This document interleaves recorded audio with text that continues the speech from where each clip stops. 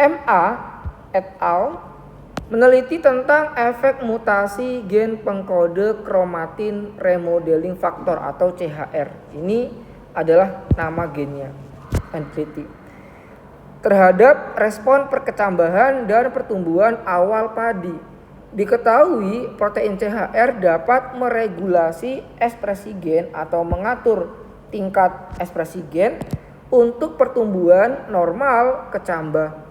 Berikut ini perbandingan hasil yang didapatkan pada tanaman wild type dan mutan. Nah, kalau pada yang A, kalau kita lihat di sini, jumlah yang mengalami perkecambahan itu lebih banyak, ya.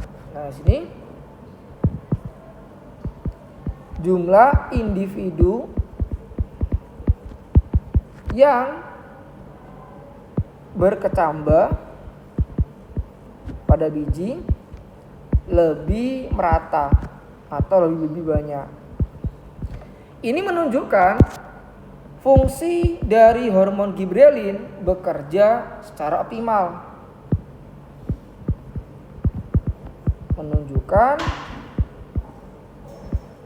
fungsi dari hormon giberelin bekerja secara optimal. Karena pada tumbuhan hormon giberelin ini berfungsi baik untuk menginisiasi atau merangsang terjadinya perkecambahan. Ini adalah hormon yang dapat merangsang terjadinya perkecambahan atau istilahnya germinasi. Nah, kalau kita lihat pada bagian yang B di situ ya, ternyata biji yang berkecambah sangat sedikit. Ini biji yang berkecambah sedikit. Maka ini menunjukkan terdapat inhibitor atau penghambat kerja hormon giberelin. Jadi hormon giberelin tidak dapat berfungsi secara optimal.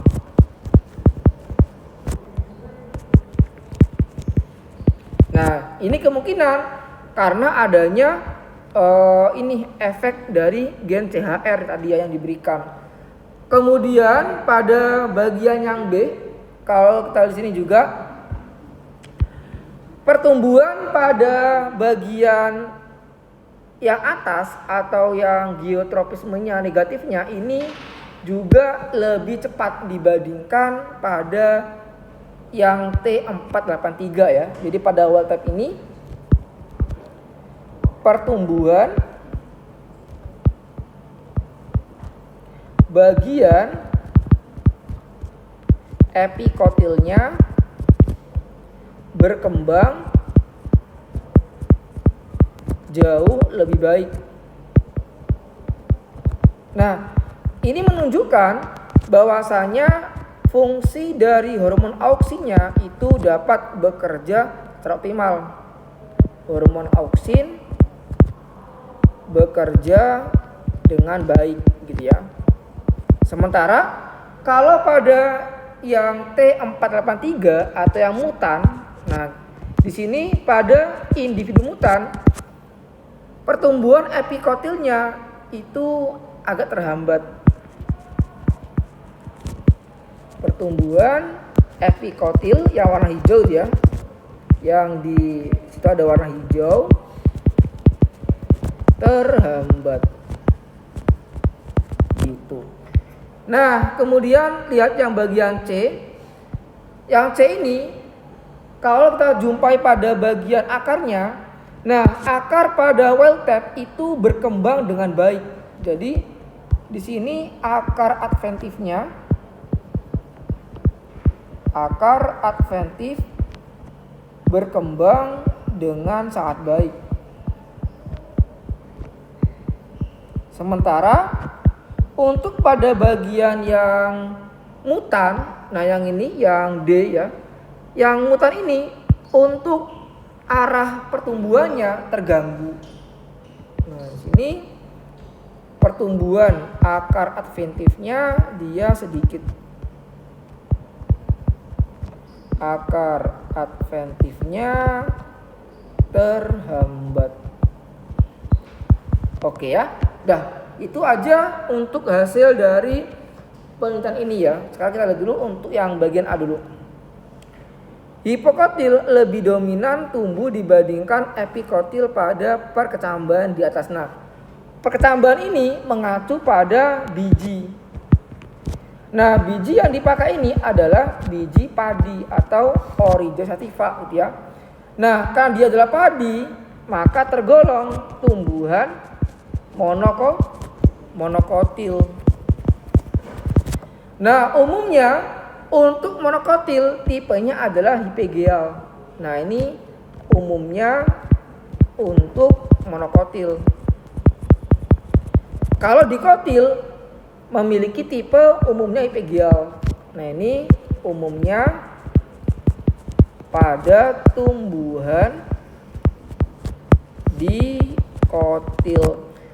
Perbedaannya kalau pada epigeal, di situ kalau kita lihat hipokotilnya dia lebih ini ya, tumbuh dibandingkan epikotilnya.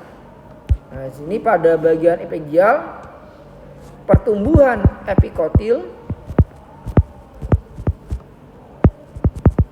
hipokotil lebih cepat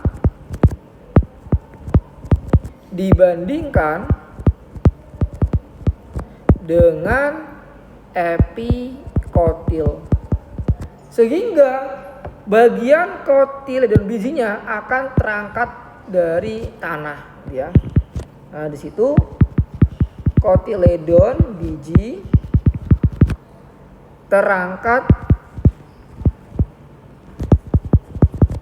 ke atas permukaan tanah. Jadi yang awalnya dia ditanam di dalam tanah, tapi karena ada dorongan dari bagian hipokotil, maka dia terangkat ke atas gitu ya. Itu adalah epigeal. Nah, sebaliknya kalau yang hipogeal, yang tumbuh dominan adalah bagian epikotil. Nah, di sini ya. Epikotil tumbuh lebih cepat dibanding hipokotil.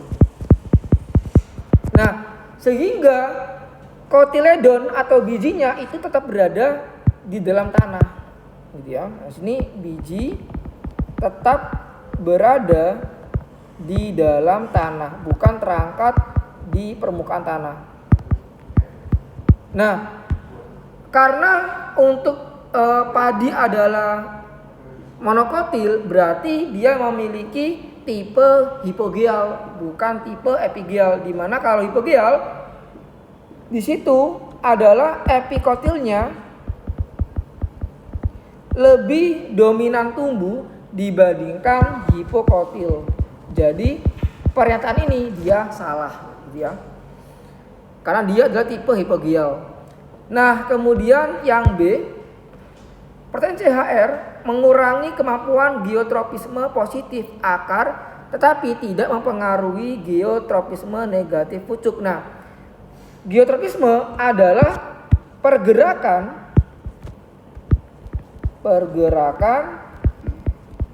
bagian tumbuhan mendekati rangsangan.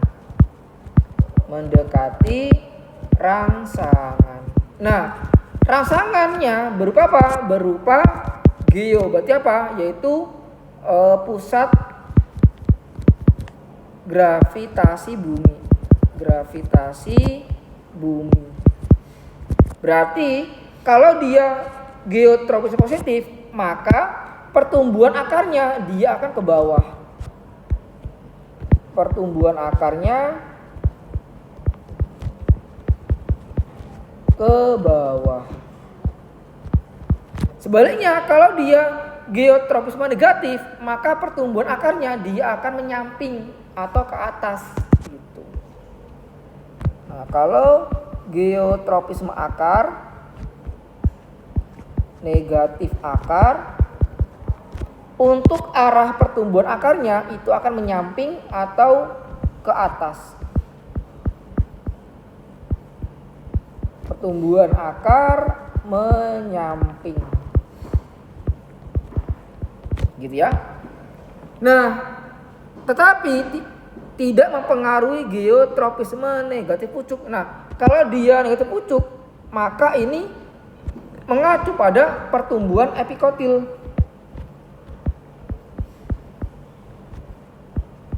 Pertumbuhan epikotil ke atas. Epikotil ke atas. Nah, kalau kita lihat di sini ya, memang perbandingannya pada epikotil untuk wild type sama epikotil untuk yang bagian mutan. Nah, di sini sama sini geotropisme negatif pucuknya tidak terhambat. Artinya sama-sama tetap tegak lurus gitu ya ke atas. Nah, di sini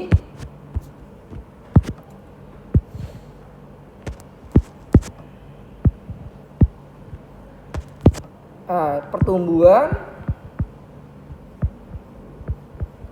epikotilnya tetap lurus. Artinya dia geotropisme negatifnya nggak terpengaruh dia. Geotropisme negatifnya tidak terpengaruh.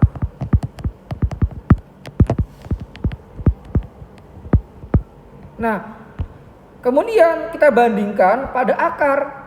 Akar pada wild type di situ, perhatikan di situ ya, akarnya pada wild type ini dia sesuai dengan teorinya, yaitu dia menunjukkan geotropisme positif.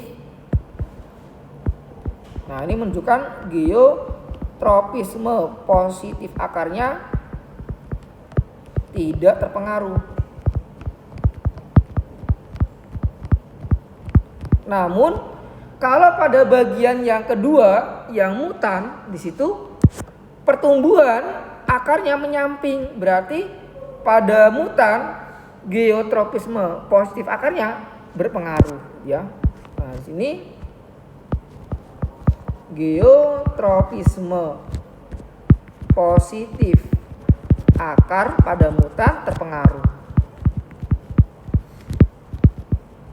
Jadi untuk yang ini benar ya, karena yang terpengaruh hanya pada geotropisme akar. Kalau yang epikotilnya atau yang pucuknya ini sama-sama tegak lurus, artinya dia tidak mengalami pengaruh gitu ya. Kecuali kalau misalkan di sini juga pertumbuhannya bengkok ke sini menyamping. Nah, kalau dia juga terpengaruh.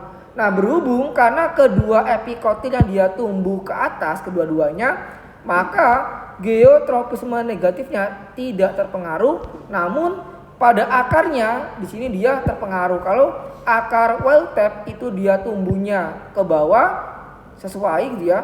Sementara kalau pada mutan tumbuhnya menyamping. Nah, ini dia terpengaruh ya. Oke, jadi ini benar.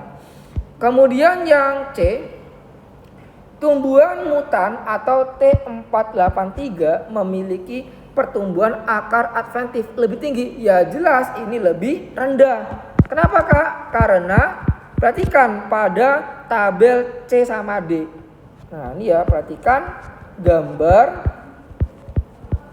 C dan D. Nah, pada bagian C akar adventifnya jauh lebih banyak. Akar adventif lebih banyak dibandingkan dengan pada mutan ya, yaitu yang D, akar adventifnya ini lebih sedikit. Jumlah akar adventif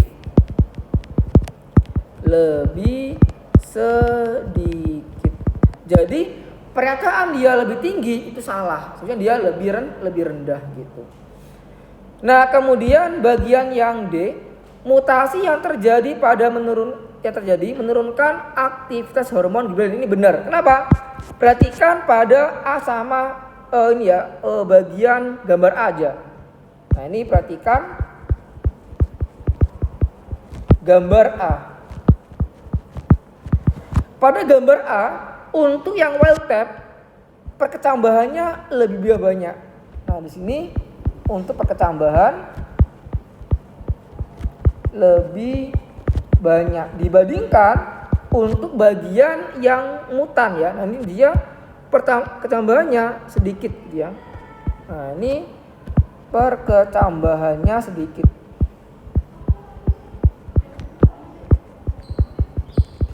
Ini menunjukkan bahwasanya hormon gibberellinnya lebih aktif pada bagian wild type dibandingkan yang mutan. Berarti ini benar ya. Oke, selesai untuk pembahasan di nomor yang 17. Ada tanyakan dulu mengenai ini, hormon-hormon ini. Ada tanyakan? Nggak ada ya.